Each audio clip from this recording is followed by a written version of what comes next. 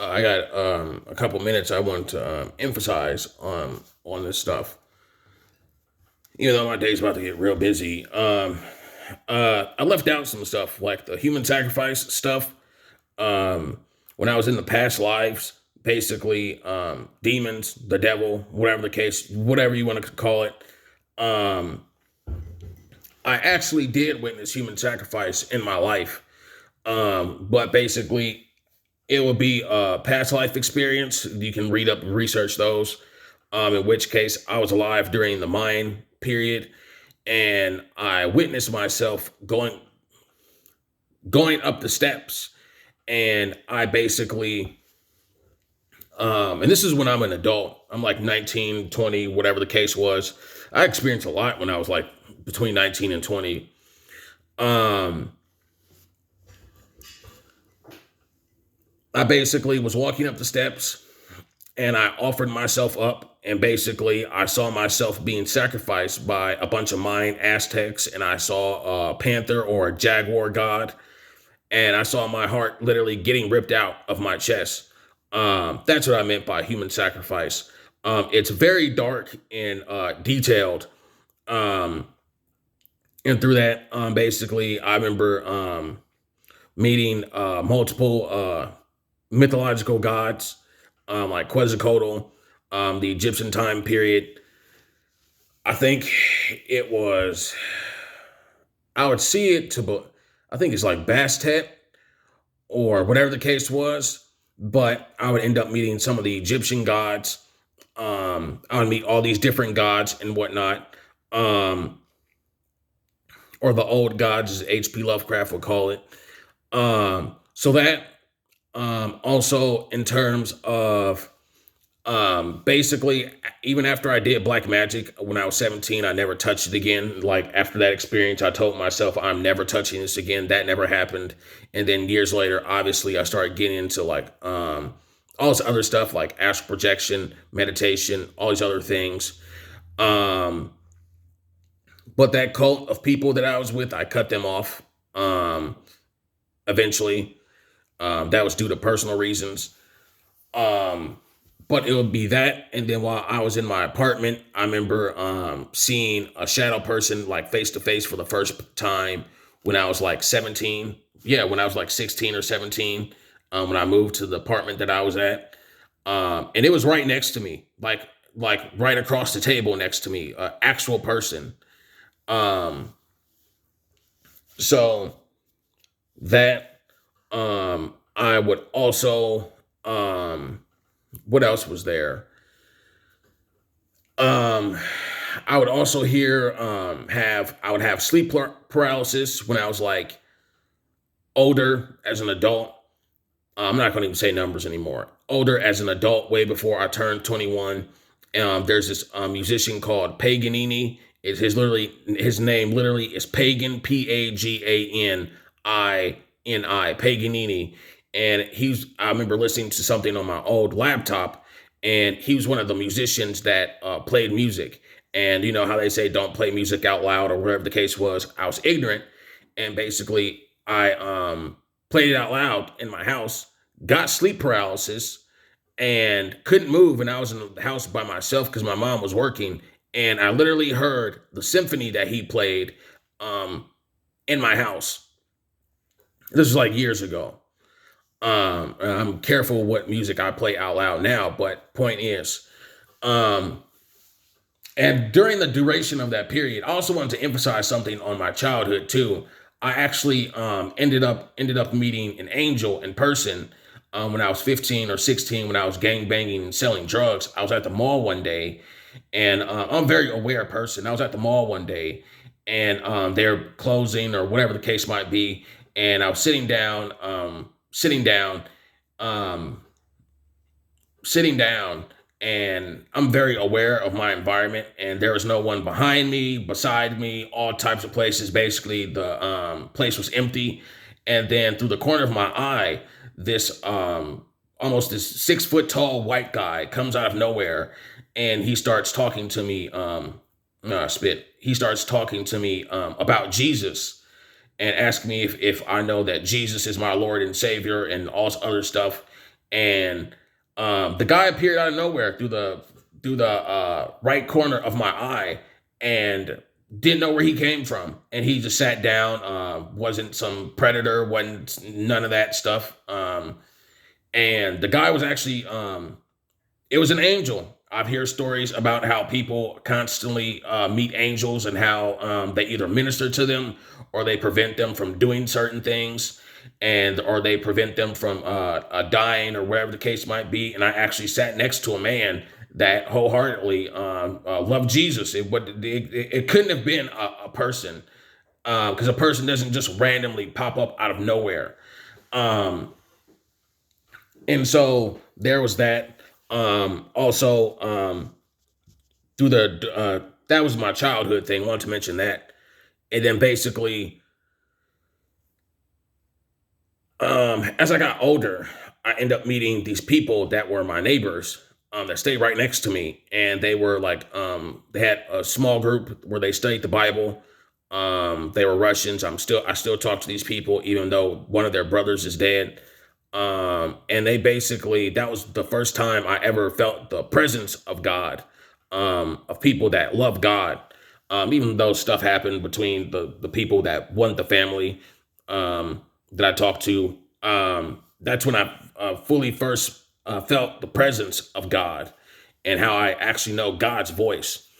Um, and so that um, and through meeting those people, eventually in my life, I would minister to people on the street. I would go out and pray for people. I would deliver people. I would come up to people and ask if they need prayers. It would be something that we would do. I've done that like multiple times. Um, I'm trying to think of anything else that I left out. And as far as like the stuff towards my dad, I hated my dad's guts. God finally plagued my dad. I make dark jokes about my dad. Like, what's the difference between me and my dad? There's a leg of a difference, because my dad has diabetes and he got his leg chopped off. And I want to mention that pertaining to my childhood, he almost raped my mom in front of me when I was a kid, when I was like in elementary school, basically. And then my mom had an incident, in which case, the reason this incident happened is because I was deaf upon my mom. We got in an argument when I was a kid, and basically, her car flipped over, and it had my grandma and one of my cousins in the back. And my grandma was in the front seat with her, and my cousin was in the back. Um, and basically, he didn't care. Didn't care if my mom died. Didn't care about me in general. Didn't care if my mom was struggling. My mom had a restraining order against him. He owes my mom like thousands of dollars. As of recently, he took my mom to court for like less than $1,000. Um, that. So pretty much I'm at peace with that. And then when I finally got a touch and hold of my sister, found out that basically she vouches for everything that my dad has done in life. So that went downhill pretty fast as I got older. I told my dad to go fuck himself on his deathbed, because he would do this reoccurring thing where he's on the brink of death, and he wouldn't mean a dime of what he's saying. He would just try and make peace with me, because he's dying. In which case, I told my dad to go fuck himself, because I'm a man. It's not the right thing to do. It's a personal thing. Someone like that's an awful person that doesn't care about you. Just as just a garbage person in general. Um, didn't care. My dad's probably still alive, but he got his leg chopped off. I mean, and that's really pretty much it. So I've made peace with that, even though I told my dad how I openly felt, and told my sister how I openly felt. That, because a lot of this stuff isn't in my book. I want to put this stuff in my book, but that's pretty much really it. I can't really, I'm saying a lot. I don't care. There really is nothing else that I can talk about except the fact that, I don't boast about the fact that I'm a prophet. The people I was hanging around, they basically just encouraged me to love God even more. And even after the stuff I did, I still love God as I gradually got older, but I just didn't know how to express it. I really didn't like being in the church scene. It's weird. I just didn't like being involved with the church scene, the whole pastor thing.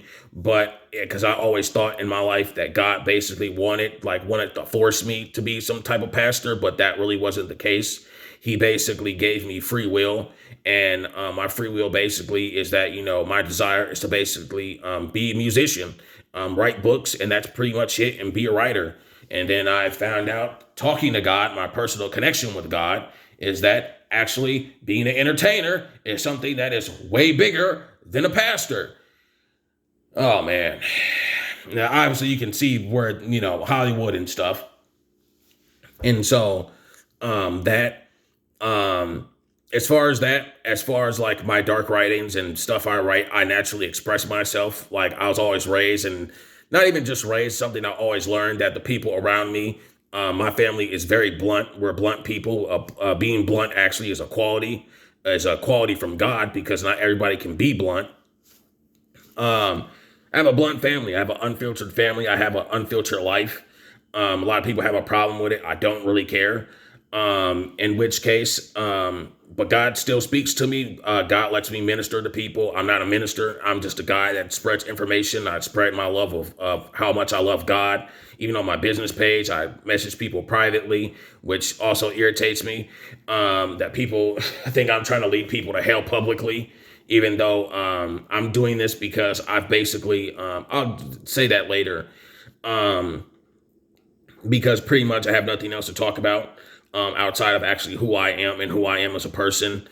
I've basically, there's a lot of stuff you got to read. You got to buy my book to understand it. But everything I've told you is 100% real. You can't make it up.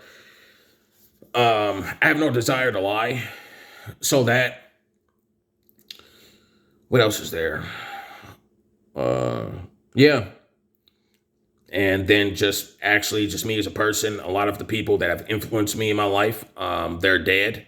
A lot of them are in heaven. One of my best friends, how I got to do a separate video on why I'm an entertainer. But one of my best friends I grew up with in high school, I grew up with, I've known since middle school, in like late 7th or 8th grade. And he ended up getting murdered like when I was like 22, 23. So he's been dead for like 4 years now. And we used to freestyle together. We used to rap against each other. He used to encourage me, my writing skills and whatnot. And he also believed in God, and he was believed in Jesus and whatnot. And he ended up getting murdered. In life, and we didn't get to see each other's dreams come true, which something that makes me cry. I see my friend in my dreams a lot. He comes and visits me every now and then. I'm getting emotional saying this, along with my grandma. But he encourages me, and he's always been a positive influence in my life. And he was one of the people that encouraged me to keep writing, keep doing music, don't care what nobody say. Even my friend who abandoned his faith, he told me, no matter what people say about you, I don't care if we're still friends or not. No matter what people say about you, always continue to do what you do. And so that, and all the people that have actively, excluding all this stuff that's going on, all the people that, and just God looking out for me, because it mentions this stuff in the Bible about God taking care of his prophets and all these other things. Even when my mom was on the verge of being homeless, God always got us a apartment. That was something my mom found out at the last minute, found out at the last minute, when our house was in foreclosure when I was a kid, coming to Georgia, when she couldn't pay her rent. People talk about the miracles of God. Actually, I mentioned this in my book, that some mysterious person literally ended up paying for our rent, and my mom's job helped tipping in like years ago when we were in an apartment. They helped out. I think they got military donations somehow, or I don't know, that part's still fuzzy, but somebody mysteriously ended up paying for the vast majority of our rent. And the lady at the office, the leasing office, she said that somebody paid for your rent. And my mom said that that's God. And God has always been watching over me from the time I was basically born, from the time I almost got kidnapped when I went to hell, to from the time I was dabbling in New Age stuff and witchcraft, from the time, like so many times. And even my brothers, one of my brothers is supposed to be heavily incarcerated. My other brother is supposed to have been killed himself, but God is watching over my family. And so, really that's it. As far as just like, my love of like comic books and writing, all this other stuff. I'll do a separate video about that eventually one day, because I just love writing. I just love the art of storytelling. As far as like whole writing dark and all this other stuff, like people say my stuff is demonic all the time. Like I really don't care. I basically grew up watching horror stories. I grew up reading horror stories. I actually have the first horror story book that I was read during daycare. It's called Tales to, never mind. But I think it's called In a Dark, Dark Room. Yeah, that book. That was the first horror story book I got exposed to when I was in daycare. And ever since then, really, I was just addicted to horror stuff. And I watch horror movies with my family and a lot of other stuff. And then obviously in school, they make you discuss Edgar Allan Poe. And then my favorite fictional book, even though it's a fictional book, is a poetry book. And it's called Dante's Inferno, basically the Divine Comedy. And so that was the first time I knew what hell was. So that, and it's just so much I could tell you, but God, I don't know why, like God picked me to be a prophet, like the whole 144,000 thing. My ranking actually went up. I actually went from 1,000 something to like 950, 900 something, and don't know why. I just know that I'm never going to abandon God. I've actually danced with the devil. There's a lot of stuff I think I've said everything really, but I've actually danced with the devil. I lost my virginity basically to a succubus. My first kiss was a witch. I mean, literally I was in a cult. I've done like 100, 200 rituals. Like, like, I mean, I used to meditate by Satan's house, who was a pedophile. So, that's really pretty much it. That's really all I just wanted to come on here and say. I mean, share this if you want to. I really don't care. This is the stuff that I want to emphasize on, the stuff that I've left out. But that's just who I am. And everything God has told me, even though I don't claim the world splitting in half, even though it technically is. I don't know what's going to happen when the shift change happens. I just want to put that out there so I'm not like some false prophet. It's like what I did with the whole Donald Trump thing. And there's like, yeah, those are like the only 3 or 4 things that have not happened yet. So yeah, that's really pretty much it. And as far as like the way I live, I just live how I am as a normal person. I gotta get into like a lot of other stuff because it gets into